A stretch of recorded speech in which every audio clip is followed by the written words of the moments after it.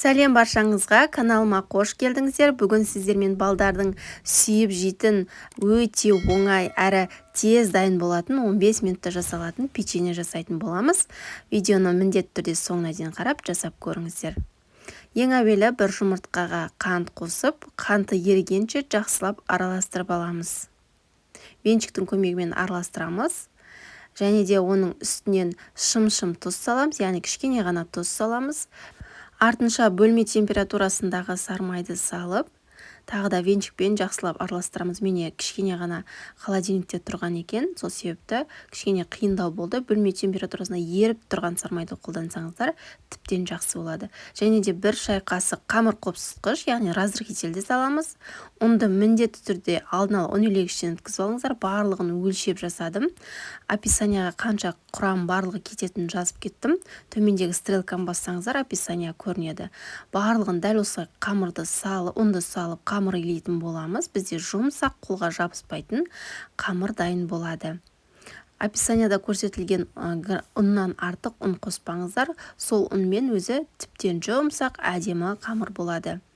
Қамырымызды бірден жасап кетуге кірісеміз, ешқандай да күтпейміз. Қамырды илеп болған соң қамырды теңдей екіге бөліп, екінші бөлігіне бір ас қасық какаоны ситадан өткізіп, осылай қамыр илейтін боламыз. Какао сапалы болған дұрыс, сонда печеньенің дәмі өте әдемі болады. Мен малайзийский какао қолдандым.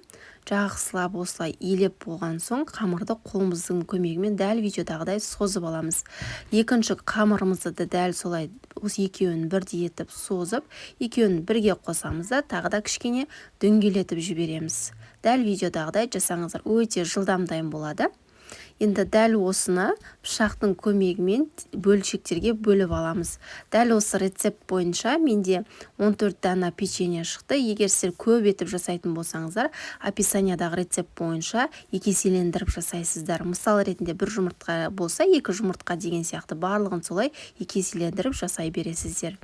Енді осы бөлшектелген бөліктерді дәл осы қолымыздың көмегімен дөңгелетіп, кішкене ғана үстін басамыз. Міне дәл видеодағыдай барлығын осылай дөңгелетіп, печеньенің көлемінде тәріздес етіп шығатын боламыз. Міне барлығын жасап алдық. Енді противеннің үстіне жабысып қалмау үшін мен үнемі пергамент қағазын төсеймін. Осының үстінен барлық печеньеларымызды жайғастырамыз.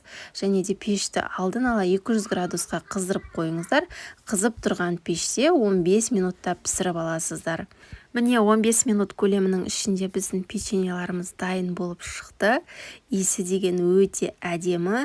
Біздің балалар ыстық күйінде жеп қойды, өйткені өте жұмсақ әрі өте дәмді. Сіздерге де міндетті түрде жасап көруге кеңес беремін. Видеоны лайк басып, каналға тіркеліп қойды ұмытпаңыздар. Назарларыңызға үлкен рахмет.